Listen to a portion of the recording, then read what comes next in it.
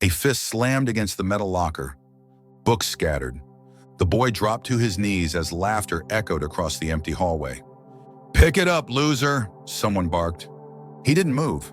He just stared at the notebook lying open on the floor, the one filled with pages of drawings he hoped no one would ever see. But they did. One of the boys snatched it up and ripped it clean in half. And at that exact moment, the boy whispered under his breath, "Maybe no one would even care if I disappeared." Pause. Look at your own life. Have you ever felt unseen, unappreciated, unloved? If yes, stay with this story until the end. It might change the way you see yourself forever. And before we continue, hit subscribe to Echoes and Struggles so you never miss a story that heals, lifts, and reminds you of your worth. His name was Aaron Wills, a 15-year-old boy from a small middle-class town in Anywhere, USA. He lived with his mother, a night shift nurse who barely slept, and a younger sister who adored him more than he realized. Their two-bedroom apartment always smelled faintly of detergent and cheap lavender candles, the kind his mom bought in bulk to make the place feel homier than it really was. Aaron wore hand-me-down jeans, faded hoodies, and sneakers with soles that peeled upward when he walked too fast. He wasn't poor in the heartbreaking sense, but he felt invisible, quiet, easily overlooked. He loved to draw more than anything. Pencil sketches, comic strips, faces that looked like they were about to speak.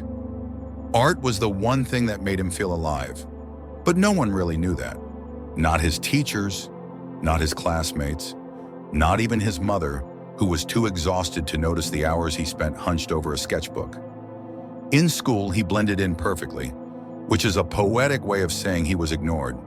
But behind Aaron's simple life was a heaviness he carried every day, the belief that he didn't matter. Bullying wasn't new to Aaron. The hallway incident that morning was only the latest episode, but something about it broke him deeper than usual. Maybe it was the way they laughed as they ripped his drawings apart. Maybe it was the quiet ache behind his ribs that had been building for years. Or maybe it was the fact that life outside school wasn't any easier. Money was tight. His mom was always exhausted. His sister needed help with homework. And Aaron felt like a burden, a responsibility, not a son. One evening, he overheard his mother crying softly in the kitchen over unpaid bills. That night, Aaron lay in bed staring at the ceiling, fighting the idea whispering relentlessly in his mind. No one would notice if I stopped trying. And let's pause right here. Have you ever reached a point where the fight inside you felt heavier than the world outside you? If you have, leave a comment below. Your story might help someone else feel less alone. Back to Aaron. The breaking point came on a Thursday morning. His English teacher asked everyone to share something personal they were proud of. Aaron froze. His sketchbook, the one safe place in his entire life, had been torn apart. He had nothing to show, nothing to say. When the teacher insisted, a few kids in the back snickered. Aaron finally muttered, "I don't have anything." The class moved on, but something inside him sank lower than ever before. That afternoon, when it began to rain, Aaron stayed behind after school. He didn't want to walk home soaked. He didn't want to walk home at all, if he was honest. He sat on a bench outside the empty cafeteria, hoodie pulled up, staring at the concrete. One drop of rain, then another. Soon the whole world seemed to cry with him. And that is when something happened that he never saw coming. A janitor walked by. Not many people noticed him usually. He moved quietly, almost invisibly, pushing a cleaning cart with a rhythm only he understood. His name was Mr. Dalton, a soft-spoken older man with gray hair and kind but tired eyes. He saw Aaron sitting alone in the rain. "Aren't you supposed to be home by now?"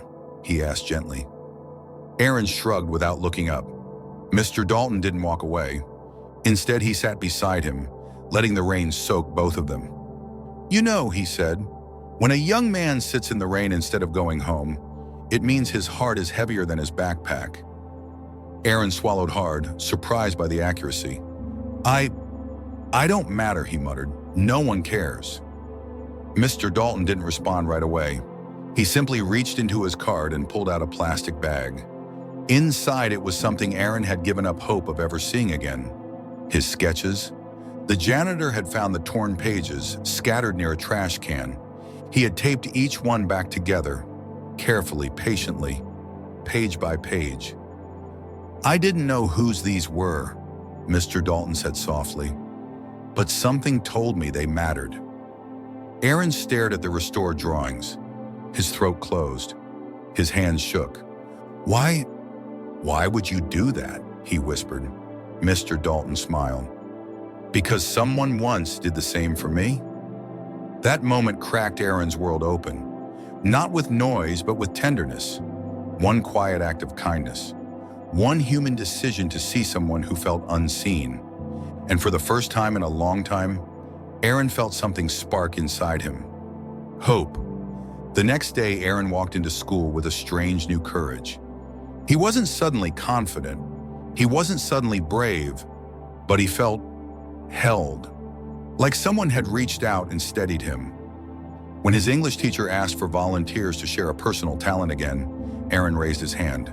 His voice trembled. His palms were sweaty. But he held up the taped-together sketchbook and said, "I draw." Silence. Then the teacher walked over, examined the sketches, and her eyes widened. "These are incredible, Aaron." She held them up for the class. Gasps, whispers, a few looks of genuine admiration. Even the bullies who tore his artwork seemed stunned into awkward silence. Word spread quickly. Teachers encouraged him. Students asked him to draw characters for their projects. One girl in class asked if he could sketch her portrait. His sister bragged to her entire class that her brother was a real artist. And Aaron, he began to see himself differently. He apologized to his mom for being distant. He hugged his sister more often. He spent afternoons drawing in the living room instead of hiding in his room. He even started helping Mr. Dalton sweep the hallways after school, not out of obligation, but gratitude. And kindness? It has a way of echoing outward. One day, Aaron found another student crying alone behind the gym. A quiet kid, ignored, overlooked. Aaron sat beside him. Said nothing at first, just sat. Then he said the same thing Mr. Dalton once said to him. "When someone sits alone this long, it means their heart is heavier than their backpack." The boy looked up, startled, then relieved. Kindness had not just reached Aaron. It was flowing through him now. Months later, something remarkable happened. Aaron's English teacher entered him into a regional art competition without telling him. He won first place. The award ceremony was held in a small auditorium. Aaron walked onto the stage, heart pounding, holding a framed copy of his winning sketch, a drawing of a boy sitting in the rain, and a janitor kneeling beside him. Mr. Dalton sat in the front row, wiping tears discreetly. Aaron's mother hugged him so tightly he couldn't breathe. His sister jumped up and down, yelling, "That's my brother!" The audience clapped until their hands hurt. And in that moment, under the warm glow of stage lights, Aaron finally understood something. He had always mattered. He just needed to be seen. And kindness. Kindness made him visible. He looked down at the audience and spotted Mr. Dalton. The old janitor nodded. A quiet, proud nod. And right there, Aaron made a decision that would shape the rest of his life. He would use his art to help others feel seen, valued, remembered, just like someone once did for him. So here's the parable. A single act of kindness can resurrect a soul that thought it was forgotten. Aaron thought no one cared, but he was wrong. Beautifully, powerfully wrong. Now let me ask you, are you building walls or bridges? Who around you needs to feel seen today? Drop your thoughts in the comments. Your story might be the light someone else needs. If this moved you, like, share, and subscribe to Echoes and Struggles. More stories are coming, stories that remind you that true wealth isn't money. It's kindness, love, and the courage to care.